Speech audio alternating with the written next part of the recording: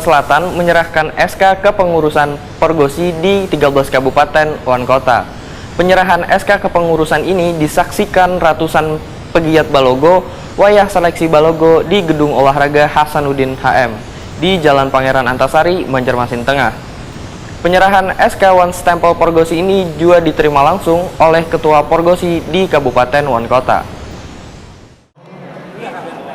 Pengurus Porgosi Kalimantan Selatan menyerahkan SK kepengurusan Porgosi di 13 kabupaten kota. Penyerahan SK kepengurusan ini disaksikan oleh ratusan penggiat Balogo wayah seleksi Balogo di Gedung Olahraga Hasanuddin HM di Jalan Pangeran Antasari, Banjarmasin Tengah, besokan Kamis 31 Maret 2022.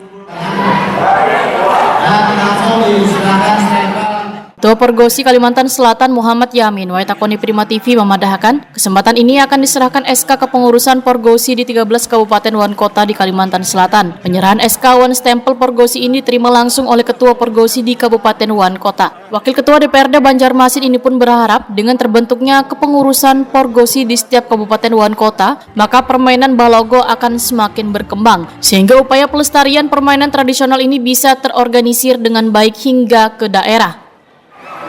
Harapannya dengan pengurus Porgosi Kalimantan itu adalah salah satu utamanya adalah pertama salah satu silaturahmi, yang kedua juga salah satu kegiatan-kegiatan yang akan dilaksanakan di kabupaten kota bisa saling berkoordinasi, dan juga kita berharap setiap pengurus itu akan membesarkan atau melestarikan olahraga tradisional Balogo ini kan. Di setiap kabupaten kota kita akan menyesuaikan nanti dengan aturan-aturan dan sebagainya, nanti kita akan berkoordinasi dengan 13 kabupaten kota. Karena itulah kita membentuk Porgosi Kabupaten Kota. Muhammad Yamin merasa bersyukur lantaran permainan tradisional Balogo asli Banua ini masuk dalam event Fornas di tingkat nasional nang pelaksanaannya pada bulan Juli 2022 di Palembang, Sumatera Selatan.